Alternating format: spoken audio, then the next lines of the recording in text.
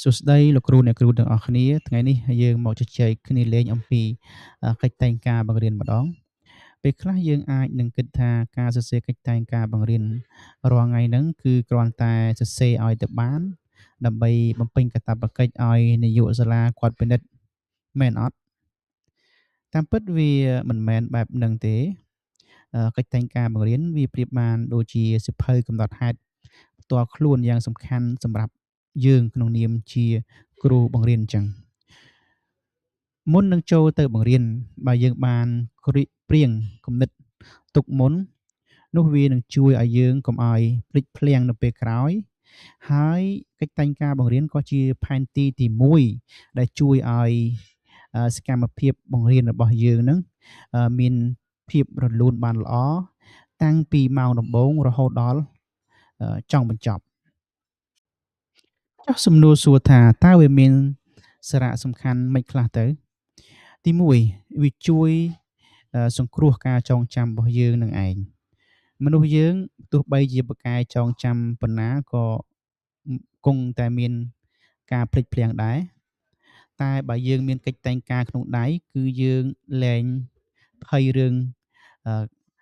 ការបង្រៀនរំលងចំណុចនេះឬរំលងចំណុចនោះទៀតហើយទីពីរកិច្ចតែងការបង្រៀនជួយទាញយើងឲ្យបង្រៀនដើរតាមកម្មវិធីរបស់សាលាឬក៏កម្មវិធីរបស់ក្រសួងដោយមិនវង្វេងនិងទី3កិច្ចតែងការបង្រៀនវាជួយតម្រៀបគំនិតរបស់យើងឲ្យមានលំដាប់លំដោយល្អឧទាហរណ៍តើត្រូវសួរសំណួរណាមុនសំណួរណាក្រោយដើម្បីឲ្យសិស្សរបស់យើងងាយយល់ហើយចាប់បាននៅមេរៀនរបស់យើងចូលដល់ចំណុចទី4កិច្ចតែងការបង្រៀនវាជួយកំណត់ល្បឿននៃការបង្រៀនរបស់យើងកុំឲ្យលឿនពេកឬក៏កុំឲ្យយឺតពេកពេលយើងសរសេរកិច្ចតែងការយើងដឹងខ្លួនឯងហើយថាមេរៀនណាត្រូវបង្រៀនលឿនហើយមេរៀនណាយើងត្រូវពន្យល់មួយអឺទី5កិច្ចតែងការគឺវាជួយឲ្យយើងត្រៀមខ្លួនឯងពេលយើងសរសេរត្រៀមទុកមុនយើងដឹងច្បាស់ថាត្រូវកាន់សម្ភារៈអ្វីខ្លះចូលថ្នាក់រៀន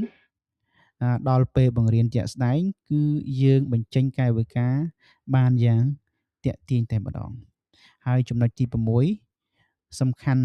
ជាងគេគឺវាជួយឲ្យយើងគ្រប់គ្រងម៉ោងតើលោកគ្រូអ្នកគ្រូធ្លាប់ទេបង្រៀនស្រាប់តែអស់ម៉ោងបង្រៀនប៉ុន្តែមេរៀនអត់ទាន់ចប់កាលណាយើងមិនមានកិច្ចតែងការបង្រៀនកាលណាយើងមានកិច្ចតែងការបង្រៀនយើងបែងចែកនាទីច្បាស់លាស់ដូច្នេះបញ្ហាបង្រៀនមិនចប់មេរៀនគឺលែងជាកង្វល់ទៀតហើយប្រសិនណាយើងបានរៀបចំកិច្ចតែងការបង្រៀនបានត្រឹមត្រូវចំណុចទី7នៃសារៈសំខាន់នៃកិច្ចតែងការគឺវាជួយទាញយើងឲ្យបង្រៀនគោរពតាមជំហានទាំង5នៃដំណើរការបង្រៀនបានយ៉ាងល្អពីជំហានទី1គឺរដ្ឋបាលថ្នាក់រៀនរំលឹកមេរៀនចាស់ចូលមេរៀនថ្មីពង្រឹងពុទ្ធិនិងការផ្ដាំផ្ញើហើយចុងក្រោយគេសារៈសំខាន់ទី8នោះគឺកិច្ចតែងការជួយអភិវឌ្ឍខ្លួនយើងផ្ទាល់តែម្ដងការសរសេរកិច្ចតែងការរាល់ថ្ងៃគឺប្រៀបបានដូចជាយើងកំពុងអភិវឌ្ឍដោះខាត់សមត្ថភាពរបស់ខ្លួនឯងចឹងវានឹងជួយជំរុញឲ្យយើងក្លាយជាគ្រូបង្រៀនដ៏ចំណាននិងមានភាពជឿជាក់លើខ្លួនឯងដូច្នេះសរុបមកវិញកិច្ចតែងការមិនមែនជាបន្ទុកទេតែជាអាវក្រោះការពារយើងកុំឲ្យភ័យនៅពេលបង្រៀននិងជាអ្នកជួយឲ្យសិស្សរបស់យើងរៀនចេះពិតប្រាកដអញ្ចឹងសរុបមកវិញលោកគ្រូអ្នកគ្រូទាំងអស់គ្នាក្រោយពីយើងបានជជែកគ្នាមុននេះយើងឃើញច្បាស់ថាកិច្ចតែងការបង្រៀនមិនមែនគ្រាន់តែជាកាតព្វកិច្ចរដ្ឋបាលដែលយើង